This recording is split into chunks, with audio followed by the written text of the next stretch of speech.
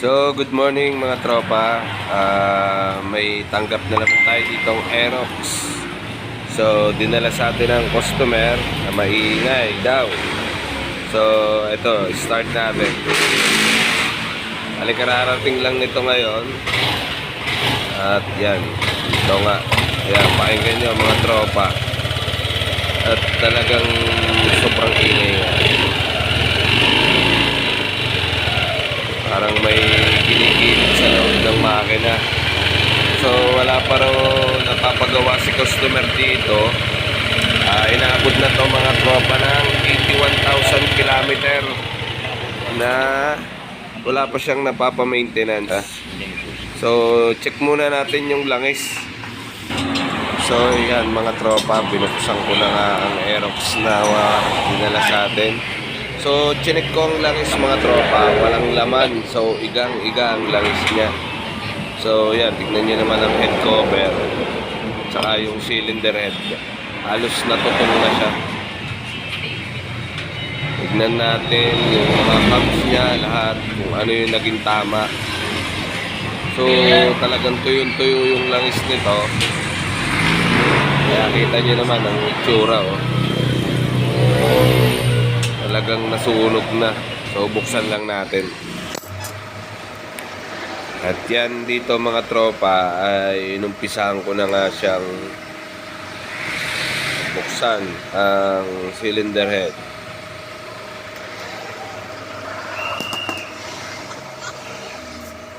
Bunutin muna natin yung cylinder head niya at para makita natin kung giba ang block at piston.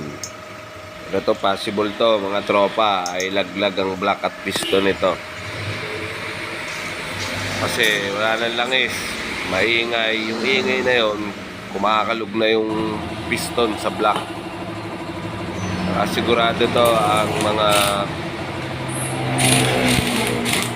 cam gear at saka rocker arm nito ay may tama. So tignan natin kung ano yung makikita natin sa loob nito mga tropa. Ito na nga at nagkakalas na ako ng throttle body.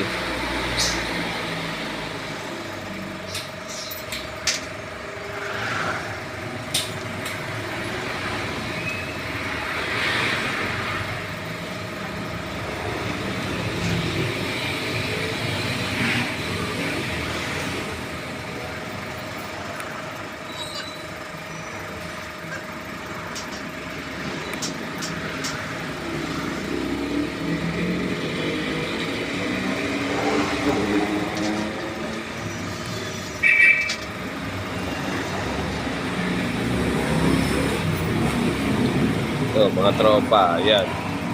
Pati yung camp gear niya ay talaga namang natutong na. So bunutin muna natin tong cylinder head.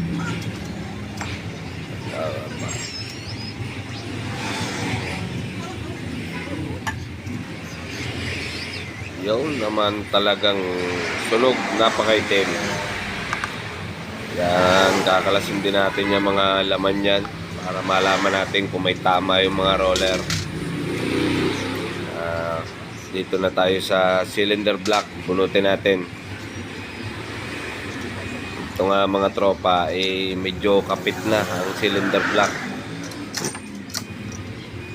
Kumapit na siya sa dulo, gawa ng mga tropa. Kayod na yung piston niya at saka yung block. At ito na nga ang piston mga tropa. Ayan, kung makikita nyo, kaya medyo magalit bunutin. Halos naubos na. Pati ang mga ring niya kumapit na din. Grabe ang naging tama nito. Yung cylinder block ito medyo malalim ang tama. Bale taas baba din to mga tropa. Ayan, nakayod na siya. Gagawin natin dito ay palit ng bago to. So medyo matagal-tagal mag-change pagka ganito ang nangyayari. Napabayaan na to ni customer. Ayan, malalim. Palitan lang natin to ng bago, refresh na rin natin. Tapos tignan natin muna yung connecting rod kung nagkatama. At kalimitan naman sa mga ganitong M3, matitibay naman ang connecting rod. Tanggalin lang natin tong piston. Hindi naman siya kumakalaw, pero tanggalin natin yung piston para makita natin na ayos. Tignan nyo naman yung tsura nito, napakadumi. Hanggang sa may pan niya, yan.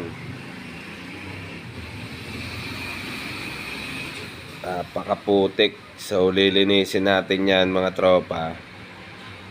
At check natin tong connecting rod kung kumakalog ba. Napakaitim ng loob, sunog na siya. At na-check natin mga tropa yung connecting rod niya. So hindi naman siya kumakalog. Hindi naman to nagkatama. So ang papalitan natin dito ay assembly ng cylinder block. Papalit din tayo mga tropa ng rocker arm. Kasi malalakas na yung kalog ng roller niya. Tapos yung cams, papalit din tayo ng cams, pati cam gear kasi nakayod na. So malakas din yung kalog ng cam gear natin. Bale palit din to mga tropa. Tapos yung connecting rod goods naman. So hanggang dun